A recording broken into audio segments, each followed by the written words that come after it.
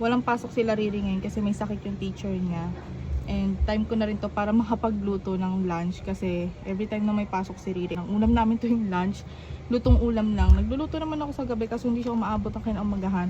So na-miss ko ang lutong, Riri kong luto ngayong araw. Kaya akit kami sa taas para bumili ng malulutong ulam. Tapos si Riri nag-request ng ice cream.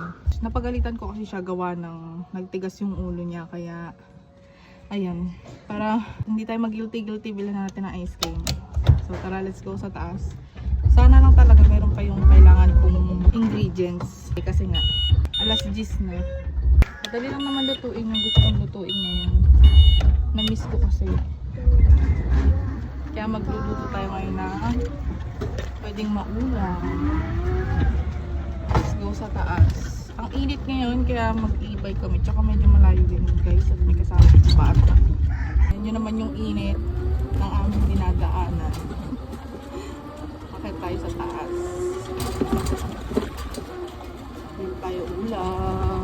Gumawa pa kasi kami ng activity guys. Since si Riri walang pasok, walang binigay yung teacher na module kasi nga may sakit. Buti na lang may activity book akong binili sa Orange app. Kaya ayun, meron ako napagawa sa kanya. Tapos doon kami nag-away dalawa.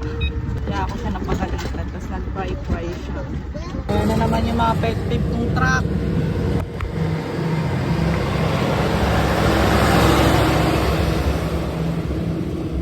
Dito na kami sa taas guys. Dito kami bumili ng ulam. Sana meron pa.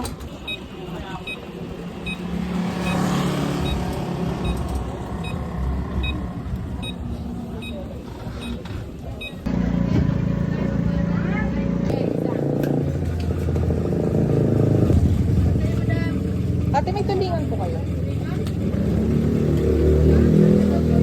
Tulingan po ba? Magkano po kilo? 180. Mga dalawang, ayan po. Ayan po. Palinis na lang po ako. Ito na lang medyo mataba. Ay, shit. Masarap po sa sinain na tulingan.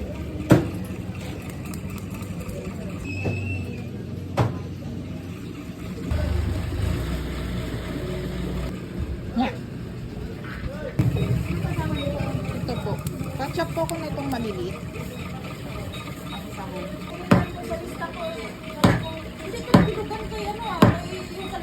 Ang lulutuin natin ngayon ay siniga. Ay, hindi. Sinaing na tulingan.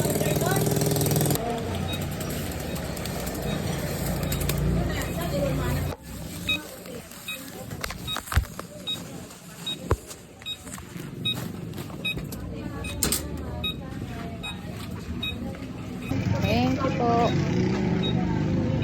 Success. Nakapamili na tayo. Success tayo sis. Bibili tayo ng ice cream. Let's go sa bilyan ng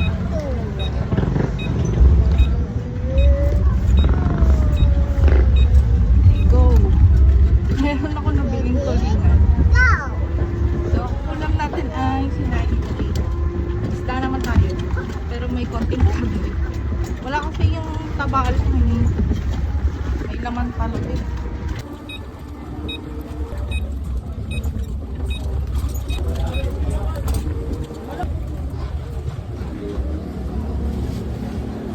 Ilan may ice cream po? Yung ano lang. Ano pong flavor available? Sige, isa.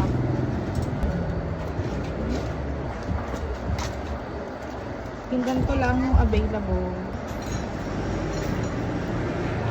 Masaya na si Riri sa mga ice cream ganito.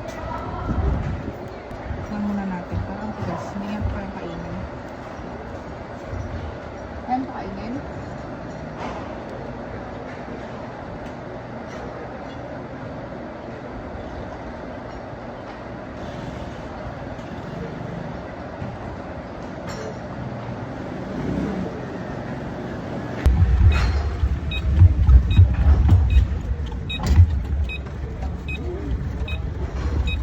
Wala yung soft serve ice cream nila. Ongoing pa lang. Yun na lang pinili ko kay Riri para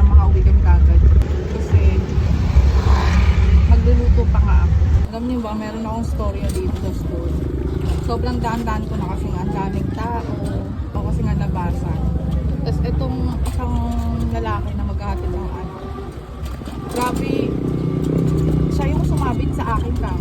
Hindi ako yung nakasabit sa kanya pero todo sorry pa rin ako sa kanya. Ano na ako, nagbusina na ako.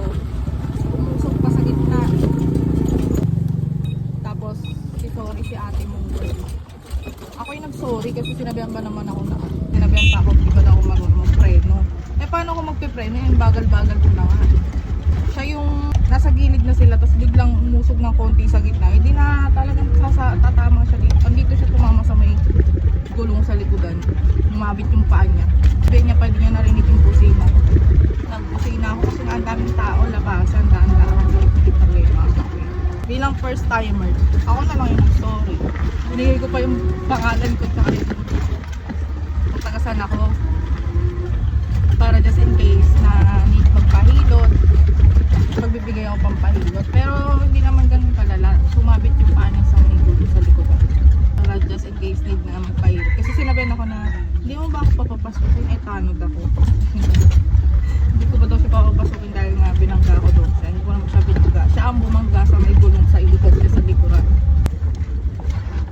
Ay.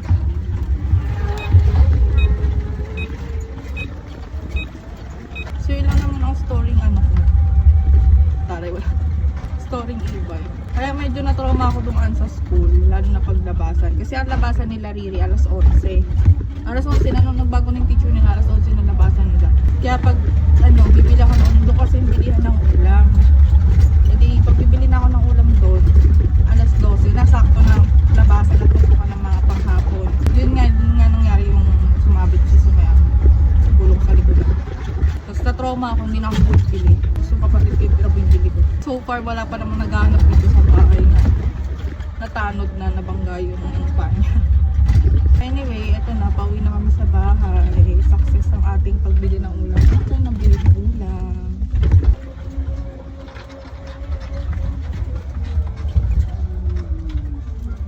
Ano, nakain mo ba yung ice cream mo? Kain. Let's go. Katukoy mo si Tito.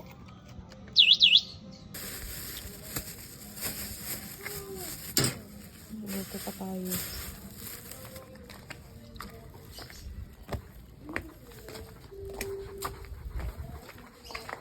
So guys, madali lang naman lutuin itong sinaing mo.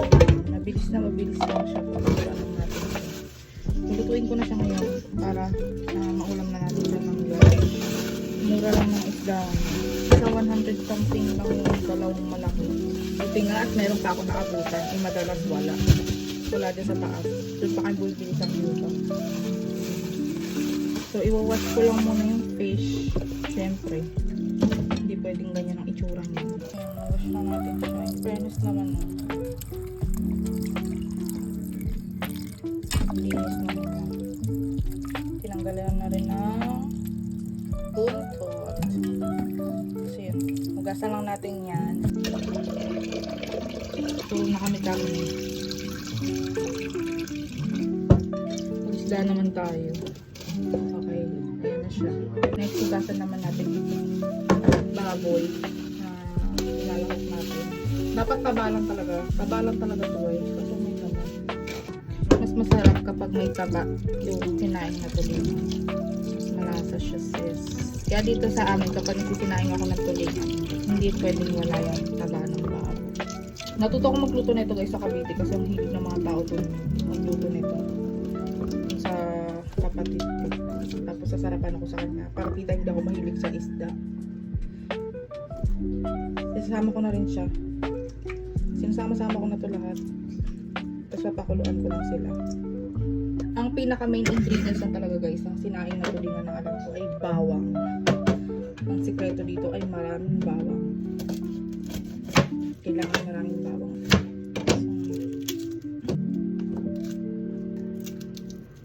Abot na itong ulam na itong hanggang ibang araw.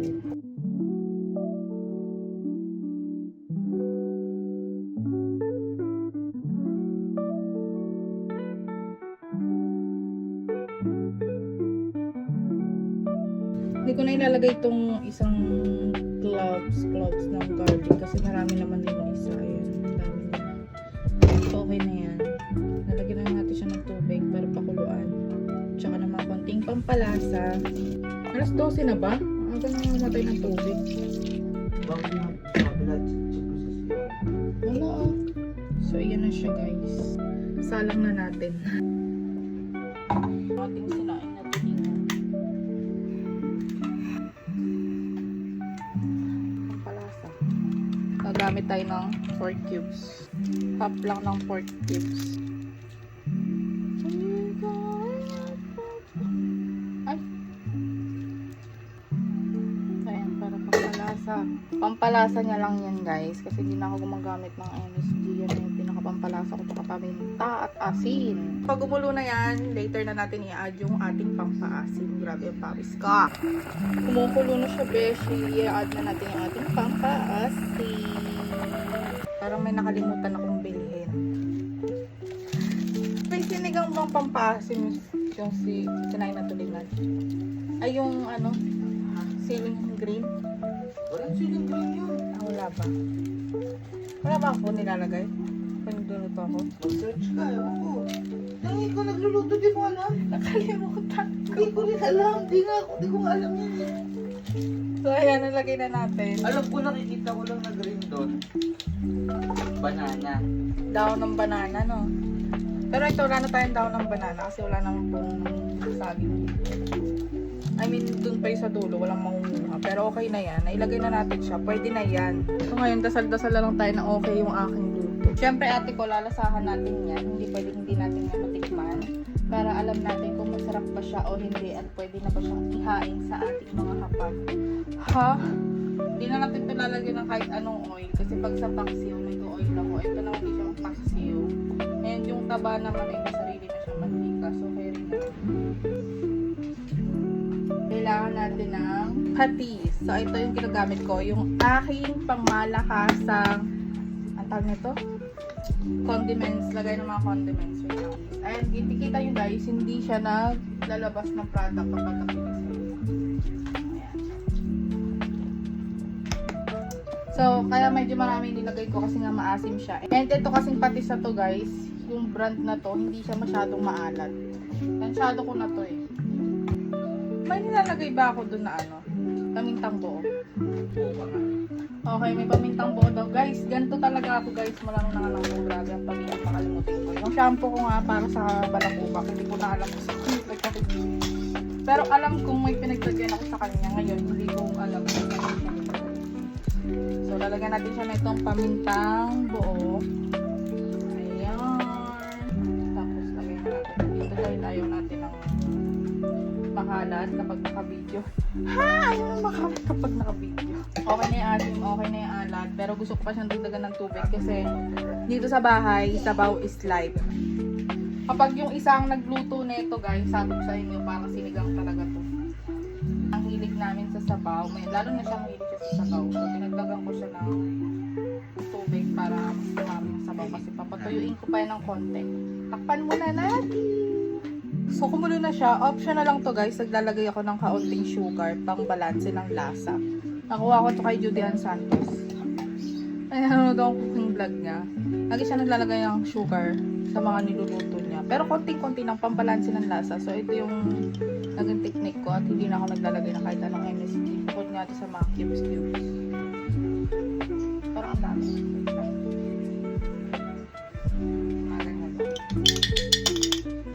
Ba ang laki ng nababago ng sugar sa lasa ng mga niluluto.